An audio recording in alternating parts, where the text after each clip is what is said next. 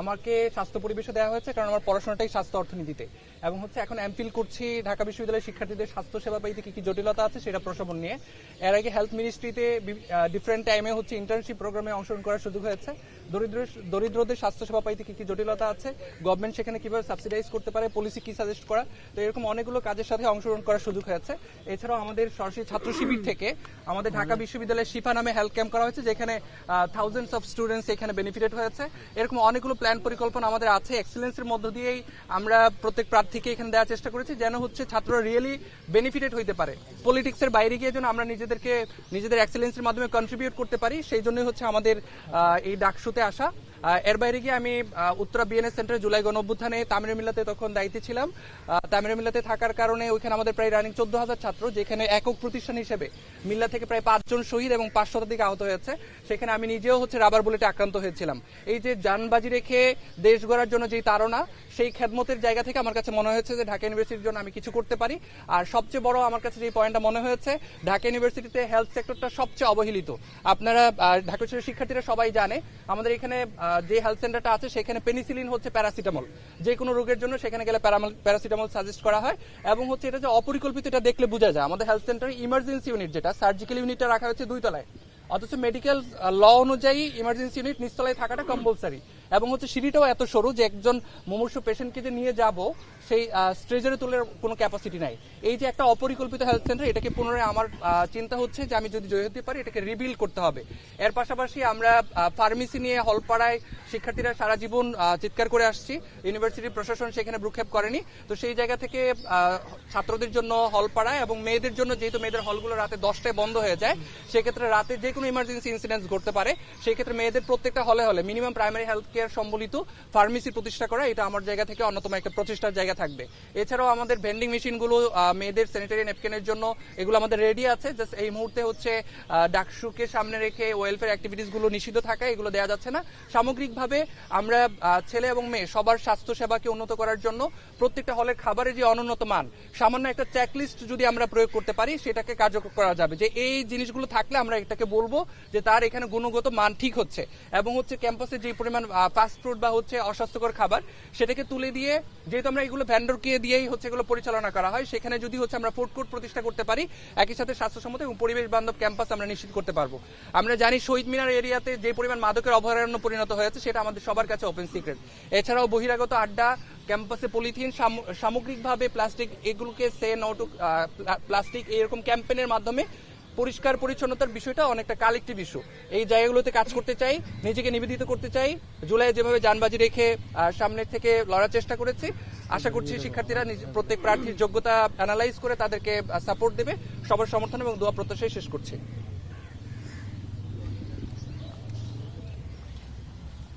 সম্মানিত সাংবাদিক বন্ধুগণ, আমরা আজকে আর কোনো প্রার্থীর ব্রিফে যাচ্ছি না। আমরা সরাসরি আমাদের দিক থেকে যে ব্রিফ সেখানে চলে যাব। আমাদের অন্যান্য প্রার্থীরা এখানে আছেন, আপনারা কারো ফিডব্যাক নিতে চাইলে, সাক্ষাৎকার নিতে চাইলে প্রেস কনফারেন্স পরবর্তী সময়টাতে নিতে পারবেন ইনশাল্লাহ।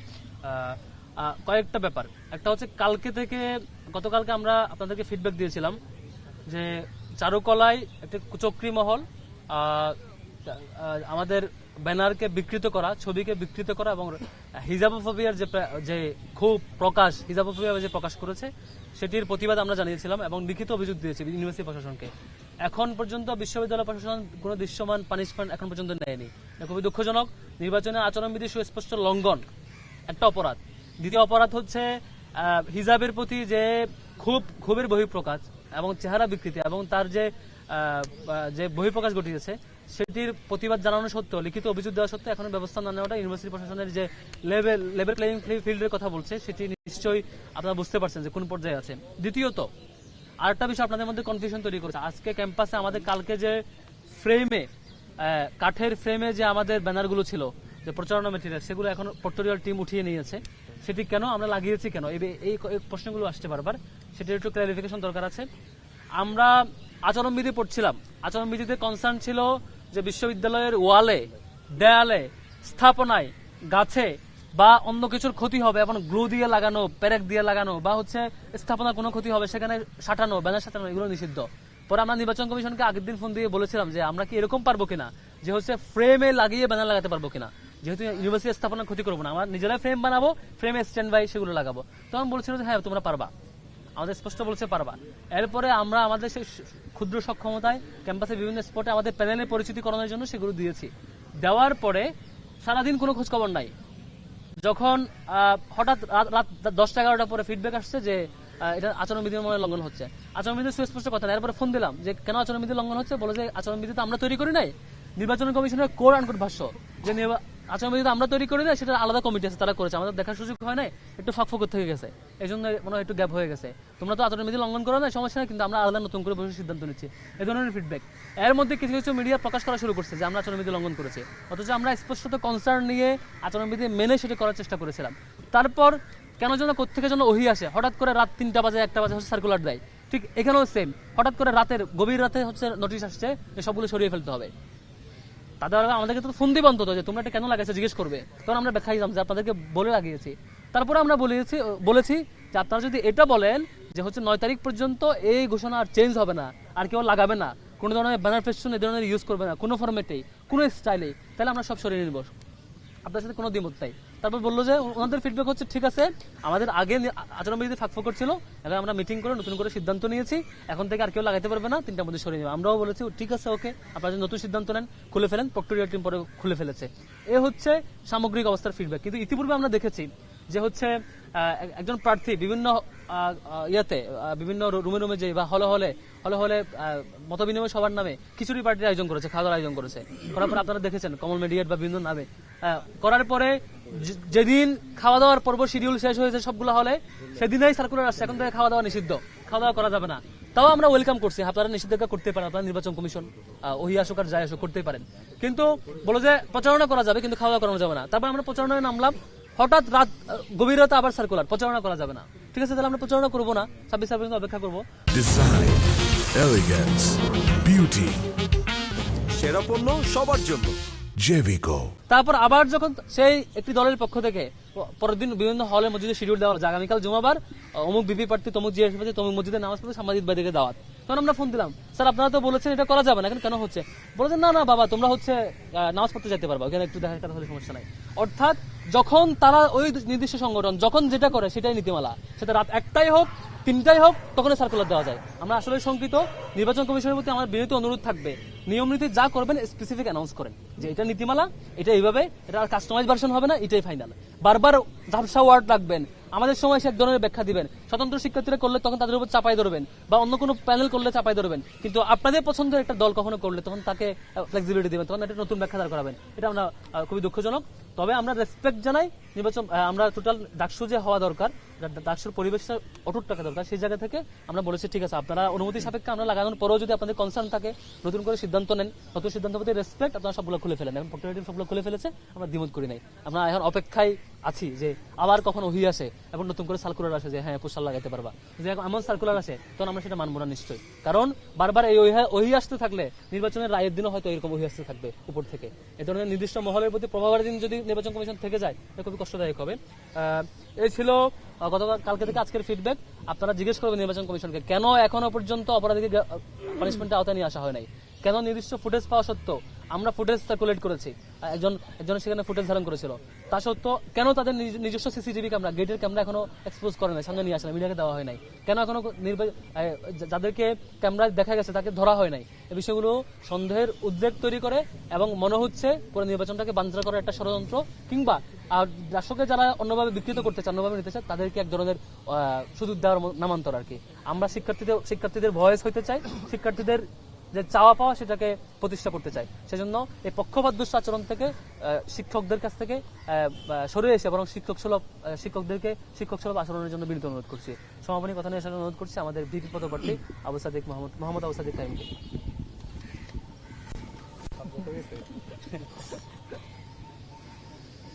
বিসমিল্লাহির রহমানির রহিম। ঐক্যবদ্ধ শিক্ষার্থী জোটের পক্ষ থেকে আমরা গতকাল থেকে প্রচারণা শুরু করেছি। আমরা বিশ্ববিদ্যালয়ের শিক্ষার্থীদের প্রত্যাশাগুলো শুনছিলাম, তাদের আকাঙ্ক্ষাগুলো শুনছিলাম।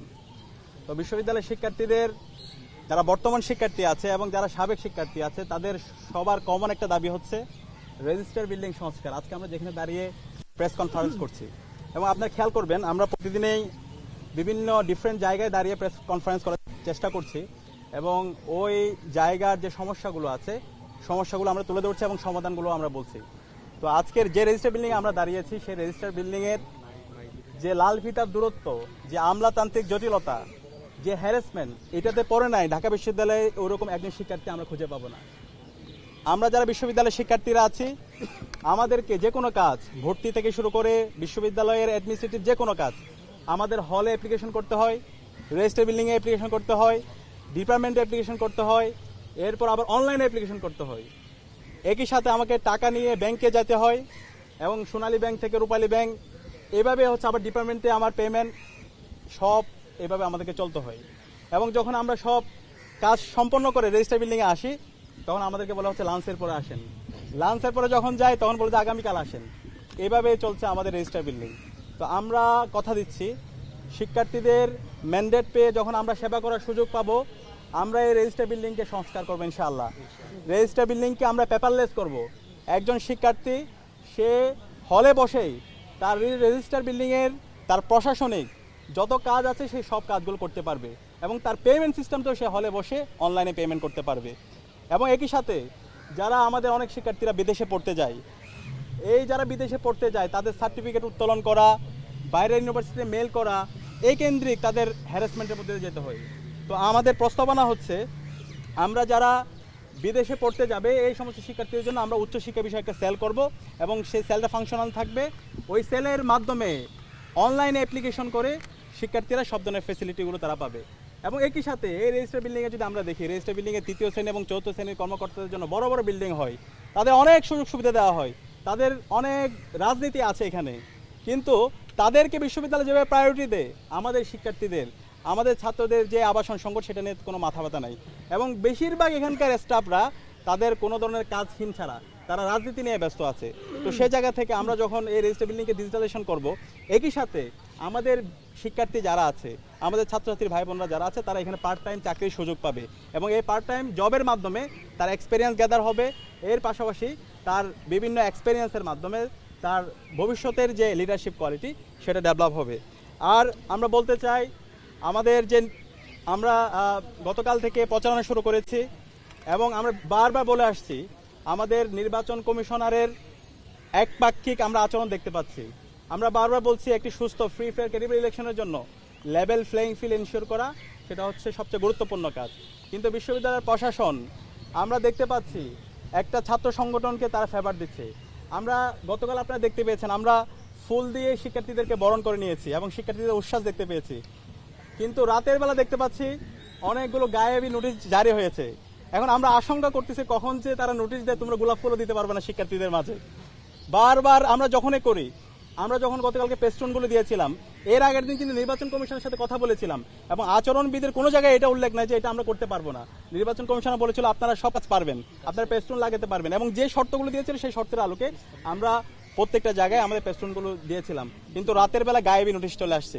নোটিশ আসার পরে বলছে হচ্ছে এগুলো সব তুলে ফেলতে হবে।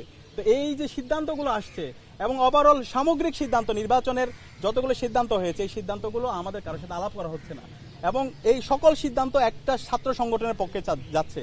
এবং আমরা বারবার বলছি বিশ্ববিদ্যালয়ে যারা নির্বাচন কমিশনে আছেন তারা আমাদের শ্রদ্ধাভাজন শিক্ষক, আমরা তাদেরকে শিক্ষক হিসাবে দেখতে চাই, কিন্তু তাদের যে রাজনৈতিক আদর্শ সেই আদর্শটাকে যদি তারা তাদের একটা ছাত্র সংগঠনকে ফেভার করতে যায় তাহলে তারা শিক্ষার্থীদের বিপক্ষে অবস্থান নেবে। আমরা চাই না ছাত্র বা সেই শিক্ষক এই ধরনের কোনো একটা অবস্থান তৈরি হোক, বরং আমরা এই ঢাকা বিশ্ববিদ্যালয়ের ছাত্র সংসদ নির্বাচনের মাধ্যমে বাংলাদেশে আমরা গণতন্ত্রের একটা নজির স্থাপন করতে চাই। আমাদের বাংলাদেশে দীর্ঘদিন ধরে যে আমরা ভোটাধিকার ছিল না, আমাদের এখানে যে হচ্ছে গণতন্ত্র ভেঙে চুরমার হয়ে গেছে, প্রতিষ্ঠানগুলো যে ভেঙে চুরমার হয়ে গেছে, সেই প্রতিষ্ঠানগুলোকে নতুনভাবে রিফর্ম করা এবং একটি ফ্রি ফেয়ার ক্রেডিবল ইলেকশনের একটা চমৎকার এক্সাম্পল আমরা এই ডাকসু নির্বাচনের মাধ্যমে দিতে চাই। তো সেই কারণে আমি অনুরোধ করবো নির্বাচন কমিশনার যারা আছেন আপনারা উপর থেকে যা নাজিল হচ্ছে, আপনাদের উপর গায়েবী যা আসতেছে সেগুলো থেকে বেরিয়ে আসেন। শিক্ষার্থীরা যা চাচ্ছে, শিক্ষার্থীদের যে আকাঙ্ক্ষা, তাদের যে প্রত্যাশা, সে আলোকে আপনারা সকল অংশীজনদের জন্য লেভেল প্লেইং ফিল্ড এনশিওর করুন। এবং এর পাশাপাশি গতকাল দেখতে পেয়েছেন আমাদের নারী প্রার্থীর উপরে কিভাবে হ্যারাস করা হয়েছে, তার ছবিকে বিকৃত করা হয়েছে এবং এটার সাথে যারা জড়িত ছিল আমরা অ্যাপ্লিকেশন করেছি, কিন্তু এখন পর্যন্ত বিশ্ববিদ্যালয় প্রশাসন কোনো ধরনের ব্যবস্থা নেয়নি।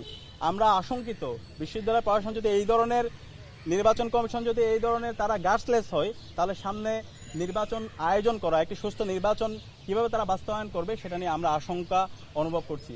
আমরা অনুরোধ করব নির্বাচন কমিশনকে, যারাই নির্বাচন বানচাল করার চেষ্টা করছে, যারা বিভিন্ন ধরনের অস্থিরতা তৈরি করার চেষ্টা করছে, যারা বিভিন্ন ধরনের বিভাজন তৈরি করার চেষ্টা করছে, যারা আচরণবিধি লঙ্ঘন করছে, তাদের বিরুদ্ধে আপনারা ব্যবস্থা নেন, তাদের বিরুদ্ধে আপনারা দৃষ্টান্ত স্থাপন করুন। এবং সে জায়গায় আমরা যারা আছি, সকল ছাত্র সংগঠন, আমরা তাদেরকে সহায়তা করব। এবং একই সাথে আমরা সবাইকে অনুরোধ করবো, আমরা যারা ডাকসুর প্রার্থীরা আছি, আমরা সবাই বিশ্ববিদ্যালয়ের শিক্ষার্থী, সারা বাংলাদেশ আমাদের দিকে তাকিয়ে আছে। আমাদের আইডিয়ার প্রতিযোগিতা করা দরকার।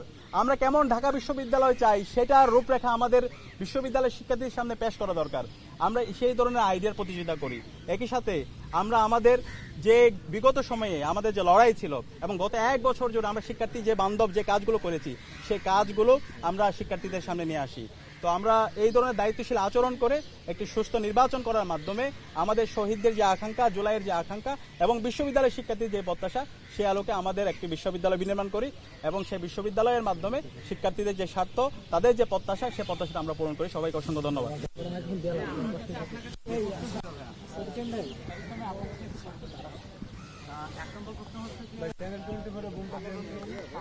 নেন ভাই, অত্যন্ত ধন্যবাদ।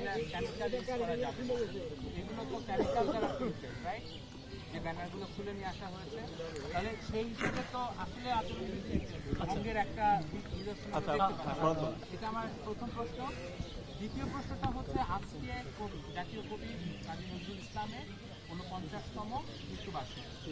আপনারা কি তাদের এই মৃত্যুবার্ষিকীটাকে কোনোভাবে মানে সম্মান জানিয়েছেন বা কোনোভাবে শ্রদ্ধা প্রকাশ করেছেন?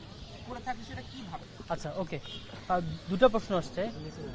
প্রথম প্রশ্নটা আচরণবিধিতে আমরা যেটা বলেছি, আগে কথা বলেছি যে ব্যাপারে যে কি কি রেস্ট্রিকশন এখানে আছে, যে কোনো রুলস রেগুলেশনের রেস্ট্রিকশনটা দিতে হয়, এটা করা যাবে না, অথবা শুধু বলে দিতে হয় শুধুমাত্র এটা করা যাবে, দুইটা কোনো একটা মাঝামাঝি রাখা যায় না। সেই জন্য ওনাদের কনসার্ন ছিল বিশ্ববিদ্যালয়ের স্থাপনা যাতে ক্ষতি না হয়, দ্বিতীয় কনসার্ন হচ্ছে কালার প্রিন্ট যাতে না হয়, এটা ছিল মেইন কনসার্ন। তো আমরা বলেছি আমরা চাইলে যদি কোনো স্থাপনায় না লাগাই, গাম দিয়ে কোনো বিল্ডিং এ না লাগাই, কোনো গাছে না লাগাই, আমরা আলাদা ফ্রেম দিয়ে করলে সমস্যা আছে কিনা। তখন প্রধান নির্বাচন কমিশনার স্পষ্টত আমাকে বলেছে কোনো সমস্যা নাই, অনুমতি নিয়ে বলছে আচরণবিধির রেস্ট্রিকশনে তোমরা করতে পারবা। তারপর আমরা করেছি। আপনি নয়তো জিজ্ঞেস করে দিয়েন, একাধিকবার জিজ্ঞেস করা হয়েছে, দেখুন আপনি জিজ্ঞেস করবেন। দেখুন কেমিক্যাল কি জন্য ব্যবহার করা যায় না, আপনি যখন লিফলেট ব্যবহার করবেন তখনও তো কেমিক্যাল দিয়েই সেই লিফলেটটা ছাপাতে হবে, সেটার আওতায় আসবে না লিফলেট। আমি বলি কেমিক্যালের ব্যাপারটা আসছে তখন যখন আপনি বিশ্ববিদ্যালয়ের ক্যাম্পাসে কোনো স্থাপনায় কোনো দেয়ালে যখন আপনি কেমিক্যালটা ব্যবহার করবেন, সেটা পলিস্টারে খসে যাবে। না, আমি সেটাই বলছি, সেখানে যেটা লেখা আছে সেটার ব্যাখ্যা হচ্ছে এরকম। এটার যদি আপনারা অন্য কোনো ব্যাখ্যা দাঁড় করাতে চান আপনারা অবশ্যই করতে পারেন, কিন্তু এটার মৌলিক ব্যাখ্যাটা হচ্ছে যে যাতে করে আপনার বিশ্ববিদ্যালয় যে স্থাপনা সেটা যাতে ক্ষতিগ্রস্ত না হয়, সেটাতে যখন আমি রং দিব তখন অবশ্যই ক্ষতিগ্রস্ত হবে। কিন্তু আমরা এই যে মৌলিক জায়গাটা এটা লক্ষ্য রেখে আমরা আমাদের প্রচারণা চালিয়েছি এবং এই মৌলিক জায়গাটা ইতিপূর্বে সকল ডাকসুতে মেনটেন করা হয়েছে। ডাকসু আকাশ থেকে আইসে এই বছর নতুন করে হচ্ছে না, বহু বছর ডাকসু হয়েছে, প্রত্যেক বছর ডাকসুর হিস্ট্রি দেখবেন এই নীতিমালা মেনেই করা হয়েছে, কখনো এটা ব্রেক হয় নাই। আমরা এই নীতিমালার মধ্য থেকে করেছি, কিন্তু এখন যেটা গায়েবী নাজিল হয়েছে সেটা হচ্ছে গায়েবী নাজিল হতে থাকবে। এরপর আমরা রেসপেক্ট করেছি, আমরা এটা ফলো করছি। আর আপনি কিছুই প্রিন্ট দিতে পারবেন না, তাহলে পরিচিতি করাবেন কেমনে? আপনাকে আমি কোশ্চেন করি, আমি আপনাকে একটু পড়ে শোনাই, আমি পড়ে শোনাই, সবার জন্য এটা ক্লিয়ার হবে। আপনি যেহেতু কোশ্চেনটা করেছেন, কালি বা চুন বা কেমিক্যাল দ্বারা দেওয়ালে বা যানবাহনে, স্পেসিফিক ভাবে বলা আছে দেওয়ালে বা যানবাহনে, আমরা তো দেওয়ালে বা যানবাহনে এটা লাগাইনি, ফলে এই যে কনসার্নটা ভ্যালিড না। আর দ্বিতীয় যেটা কবি নজরুল নিয়ে করছেন, সেটা আমরা সারা দেশব্যাপী করছি, ছাত্র শিবিরের জায়গা থেকে বিভিন্ন জায়গায় বিভিন্ন সময়ে হচ্ছে দোয়া, তারপর হচ্ছে তার জন্য আলোচনা সভা, সেমিনার, বা তার হচ্ছে কবিতা আবৃত্তি, আর যেখানে যেভাবে কালচারালি স্মরণ করা, মানে এক এক শাখায় এক একটা হচ্ছে। আজকে আমাদের ঢাকা বিশ্ববিদ্যালয় শাখার কবর জিয়ারত প্রোগ্রাম আছে মাগরিবের পরে। এটা তো আমাদের পলিসি, আর ডিসাইড করবো আমরা, আপনার মতো করে তো আমরা ডিসাইড করবো না। আমার সারাদিনের মধ্যে যেভাবে ডিসাইড করতে পারি, আমার তো সারাদিনের ব্যস্ততা আছে। আমাদের ডাকসু যেহেতু ক্লাস টাইম ছিল, ক্লাস টাইমে শিক্ষার্থীরা ক্লাস করেছে, এখন আসরের পরে এখানে প্রেস কনফারেন্স ছিল, আমাকে সবার অংশগ্রহণ মাথায় রেখে আমাকে ডিসাইড করতে হবে। আমার পলিসি আমাকে নিতে দিন।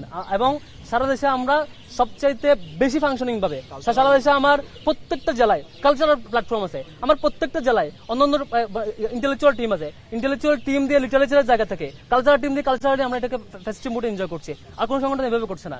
নিশ্চয়ই কোয়েশ্চেনের ফ্রেমিংটা মানে নিরাপদভাবে এবং সমান মাপে হওয়া উচিত। Thank you. ওকে, সালাম আলাইকুম।